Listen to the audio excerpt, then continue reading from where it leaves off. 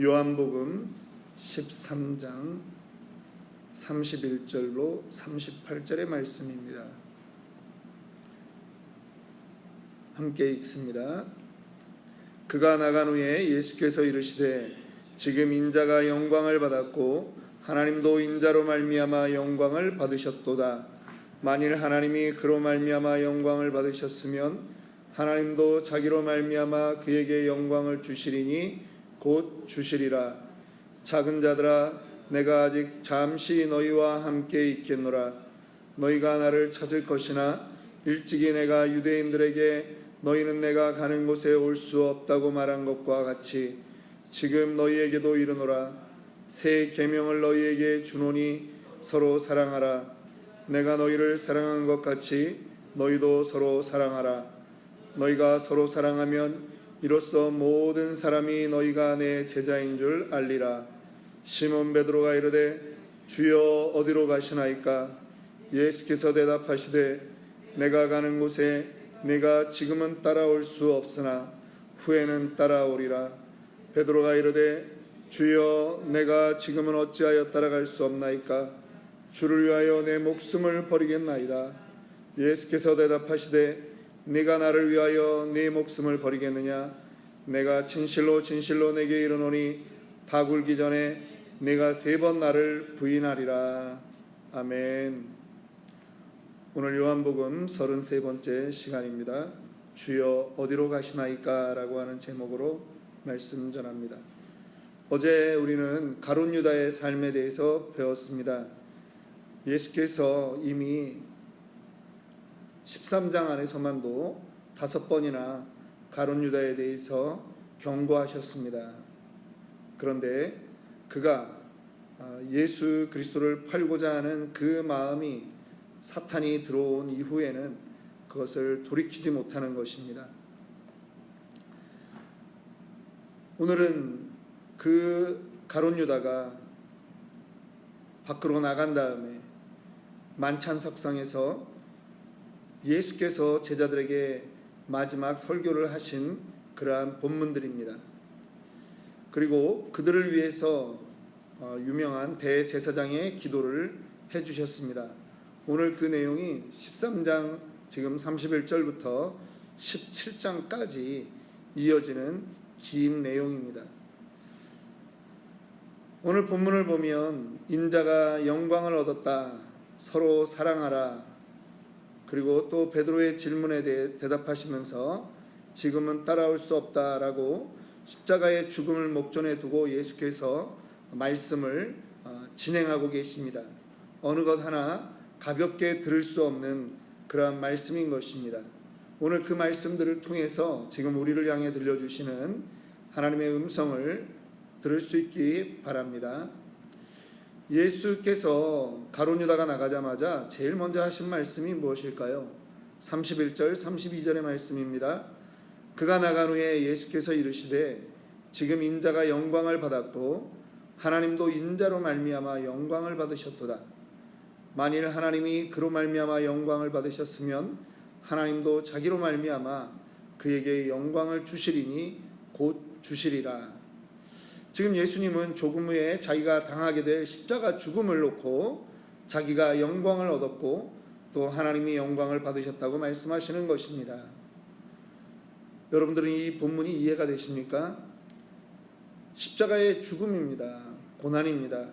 마태, 마가, 누가복음에서는 이것을 고난이라고 말하고 있습니다. 그런데 유독 요한복음에서는 이것을 영광이라고 말하고 있습니다. 왜 이것이 이 죽음이 영광이 될까요? 빌립보서 2장 9절부터 11절 말씀을 좀 읽도록 하겠습니다. 이러므로 하나님이 그를 지극히 높여 모든 이름 위에 뛰어난 이름을 주사 하늘에 있는 자들과 땅에 있는 자들과 땅 아래에 있는 자들로 모든 무릎을 예수의 이름에 꿇게 하시고 모든 입으로 예수 그리스도를 주라 시인하여 하나님 아버지께 영광을 돌리게 하셨느니라. 예수 그리스도가 예수 그리스도 될 수 있는 것은 바로 십자가의 죽으심이라고 하는 것입니다. 십자가에 달려 죽으시는 그 예수님의 사명을 다 감당했기 때문에 그 예수가 그리스도 메시아가 되는 것입니다. 하나님께서 그 예수의 이름을 모든 이름 위에 뛰어난 이름을 주셨다고 합니다. 그리고 모든 권세들이 예수의 이름 앞에 무릎 꿇게 하셨고 그 모든 입으로 예수 그리스도를 주라 시인하여 하나님 아버지께 영광을 돌리게 하였다라고 말씀하고 있습니다. 십자가는 바로 예수님을 예수님 되게 만드는 그러한 도구인 것입니다. 비록 육신적으로 많은 고난이 있고 어려움이 있었지만 그 고통 속에 예수님이 비로소 이 땅에 오신 목적이 성취되었기 때문입니다. 얼마 전에 육아에 대한 그런 이제 이야기를 들었습니다. 아기를 키우는 문제에 대한 그 얘기를 우연찮게 다른 자리에서 하게 되었는데 요즘 신세대 그 세댁들 그 견해가 있다 이런 얘기를 들었습니다. 그 아기가 태어나서 몇 개월 이렇게 지나고 나면 아기 방을 따로 이렇게 구별해 주는 것입니다. 근데 뭐 그걸 구별해 준다는 게 이제 문제가 되는 건 아니고요. 아기가 이 젖 먹을 시간이 되지 않습니까? 뭐 하루에 뭐 8번을 먹는다, 뭐 6번을 먹는다 이제 이렇게 하면 젖 먹을 시간이 되는데 그때가 아니면 애가 지방에서 울어도 문을 열지 않는 것입니다. 그 애가 이제 울다가 지쳐서 다시 잠이 들게 그렇게 놔둔다라고 하는 것입니다. 그 얘기를 듣고 나서 제가 막 화가 나더라고요.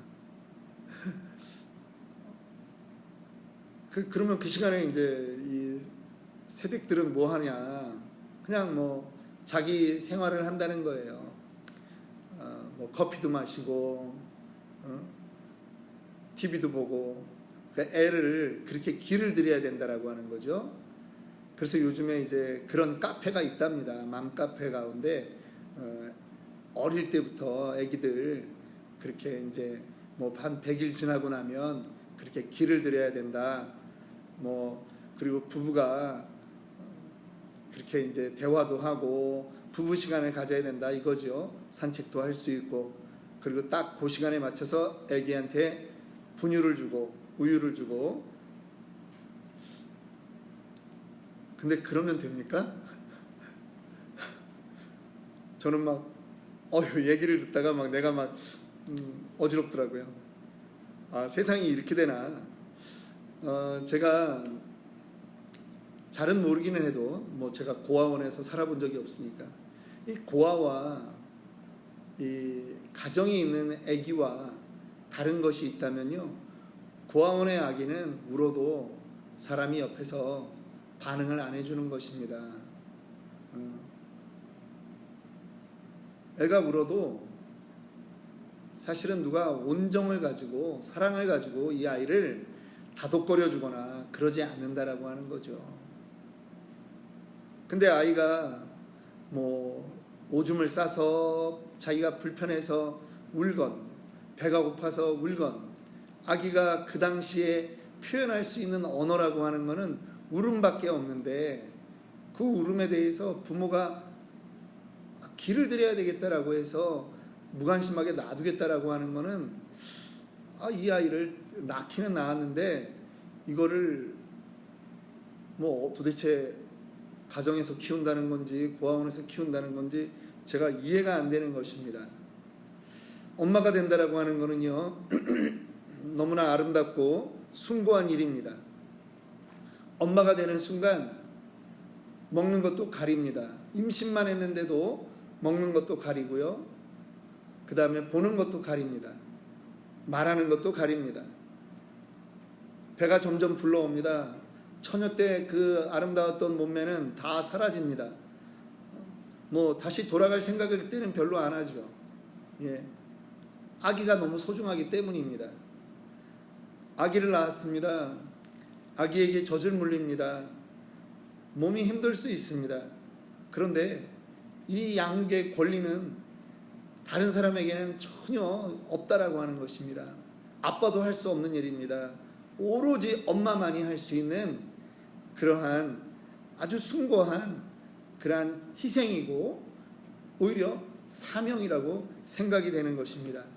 그런데 이걸 누구에게도 양보할 수는 없는 것인데 자기의 몸매만 엄마가 생각한다면, 그래서 제대로 양육하지 않는다면 아기는 낳았는지 모르겠지만 진정한 어머니의 자리에 갈 수 없는 것 아니겠습니까? 예수님에게 십자가가 그렇다라고 하는 것입니다. 십자가가 우리 입장에서는 고통이고 순환입니다. 그러나 예수님에게는 영광이 되는 것입니다. 왜 그럴까요? 고통이 예수님은 못 느낄까요? 아닙니다. 예수님 100% 사람이고 100% 하나님이십니다. 100% 인간의 몸을 입고 오셨기 때문에, 완전한 인간이기 때문에 예수님도 고난당하십니다. 아픕니다. 죽을 듯한 그러한 고통이 있는 것입니다. 그리고 결국은 그 위에서 돌아가시는 거죠. 그런데 그 십자가가 영광이 되는 이유가 있습니다. 내가 사랑하는 사람을 위해서, 내가 사랑하는 영혼을 위해서 내 목숨을 바치는 것이기 때문에 나에게 그것이 영광스러운 자리라고 하는 것입니다. 우리 부모로서 나가서 일합니다. 자녀들을 위해서 일을 하죠. 가정을 위해서 일을 합니다. 아내를 위해서 또 일을 합니다. 그런데 몸은 힘들죠. 예. 일 안 하는 것보다 몸이 힘들죠. 그러나 생색내지 않습니다.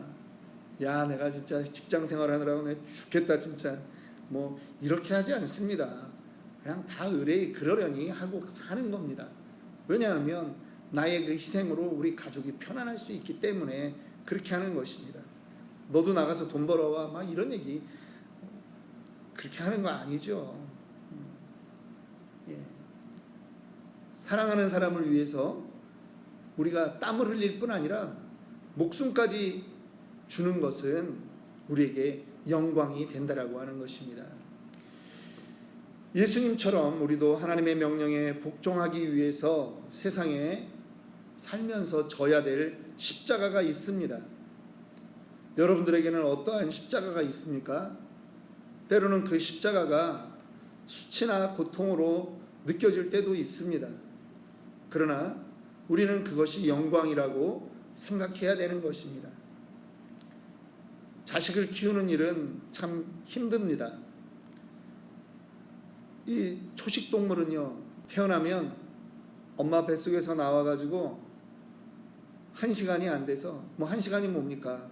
그냥 바로 얘네들은 일어나서 걷습니다. 그리고 뛰기도 합니다.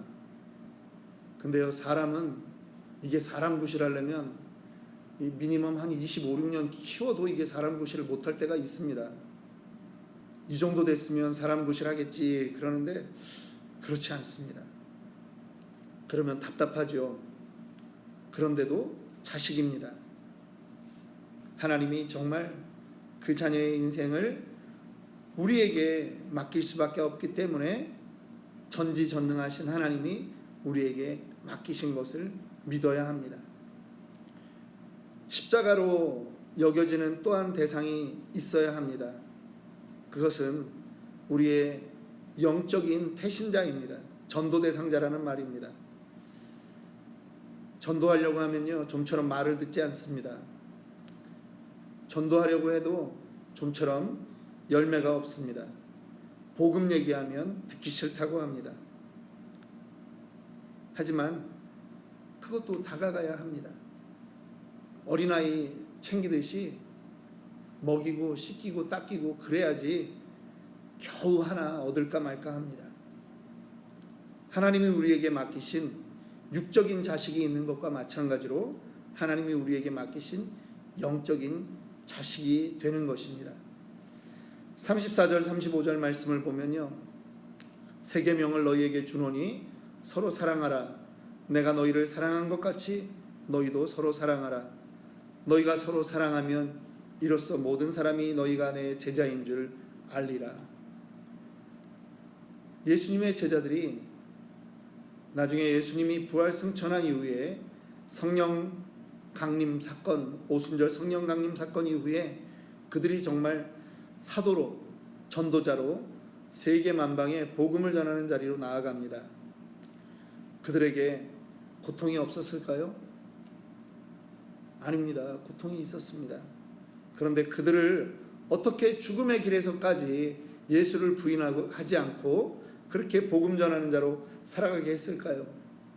저는 오늘의 이 말씀이 그들을 그렇게 살아가게 했던 원동력이라고 보는 것입니다. 세 계명을 너희에게 주노니 서로 사랑하라. 내가 너희를 사랑한 것 같이 너희도 서로 사랑하라. 이것이 어디 제자들끼리만 사랑하라는 말이겠습니까? 이방 사람들에게도 마찬가지라고 하는 것입니다. 너희가 서로 사랑하면 이로써 모든 사람이 너희가 내 제자인 줄 알리라.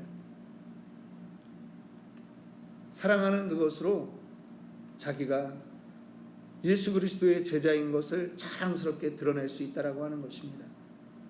요한복음에는요, 사랑하라는 말이 56회에 나옵니다.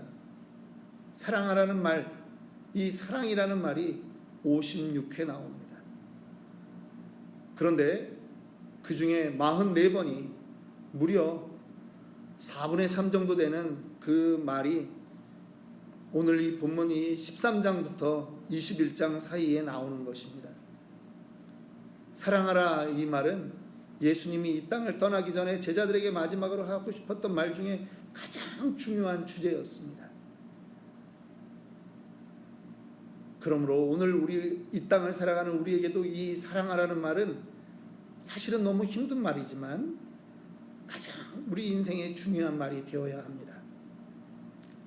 사랑하며 산다라고 하는 것이 쉽지 않습니다. 우리도 눈이 있는데, 우리도 듣는 말이 있는데 그거를 사랑하기가 쉽겠습니까? 그런데 아니라는 것입니다. 예수님이 그렇게 말씀하셨습니다.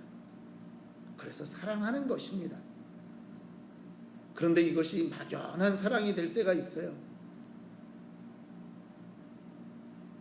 그런데 우리 주변에 정말 사랑의 모범이 된 사람들이 있는가 자꾸 찾아보면서 내가 예수님 닮아가기는 너무 힘들지만 그래도 예수님 흉내내는 사람이라도 닮아야 되겠다라고 하는 그런 마음으로 살아야 된다라고 하는 것입니다. 일본은요, 기독교 인구가 1%도 안 된다라고 합니다. 0.1%도 안 될 겁니다. 그런데 일본 역사상 가가와 도요히코라고 하는 목사는 주로 어떤 사람들을 상대로 사역을 했느냐 하면 빈민들을 상대로 사역을 하는 것입니다. 근데 빈민들 가운데는 제대로 먹지도 못해서 변비가 있는 것입니다. 그런데 이 변이 항문에 껴서 아주 굳어서 나오질 않는 것입니다. 그래서 장갑을 끼고 손으로 파냅니다. 그런데 그것도 안 되면 나중에 어떻게 하냐 하면 입으로 항문을 빨아서 침으로 녹여서 그거를 빨아냈다라고 합니다. 일본 기자가 이 목사님에게 묻습니다. 어떻게 그럴 수 있습니까? 나를 그렇게 살려준 그 은혜대로 내가 하는 것이다 라고 하는 말을 합니다. 오늘 우리에게 하나님께서 주시는 명령이 있습니다. 사랑하라 라고 하는 것입니다. 그런데요, 그 사랑이 마음대로 되지 않습니다. 베드로는요, 주여 어디로 가시나이까 그렇게 묻습니다. 그랬더니 예수님이 네가 지금은 나를 따라올 수 없다. 그러나 후에는 따라오리라 라고 말씀하죠. 베드로가 말씀합니다. 내가 죽기까지 따라가겠다라고 말합니다. 그런데 예수님은 아주 끔찍한 말을 합니다. 네가 닭이 울기 전에 나를 3번 부인할 것이다 라고 말하는 것이죠. 사실 베드로는 내가 죽기까지 주님을 따르겠다라고 했던 그 말이 거짓이 아닙니다. 진심입니다. 그런데 그 말을 지킬 힘이 베드로에게는 없었다라고 하는 것이죠. 우리에게는 그러한 말을, 사랑하겠다라고 하는 말을 지킬 힘이 없습니다. 그래서 기도하는 것입니다. 새벽에 기도하는 이유가 있습니다. 나에게 교회를 이끌고 갈 힘이 없기 때문에 기도하는 것입니다. 자녀를 온전히 양육할 힘이 없기 때문에 기도하는 것입니다. 성령이 함께 하시면 됩니다. 성령이 주시는 그 힘 가지고 살겠습니다라고 고백하는 것이 우리의 기도가 되는 것입니다. 실제로 베드로는 예수님의 예언대로 평생 복음을 전하다가 죽었습니다. 로마에서 죽을 때 전설에 의하면 내가 어떻게 우리 선생님처럼 그렇게 십자가에 제대로 못 박혀 죽겠느냐, 나를 거꾸로 묻어달라, 거꾸로 십자가에 달아달라 해서 그는 거꾸로도 죽은 인생이 되었습니다. 우리에게 어떤 각오가 필요합니까? 우리는 매일 넘어집니다. 그런데 주님, 나에게 힘 주시옵소서, 성령 하나님 나를 인도하여 주옵소서, 그렇게 간구하는 것으로, 그러한 믿음으로 살아가기를 원합니다. 오늘 우리 이 시간 함께 기도하겠습니다.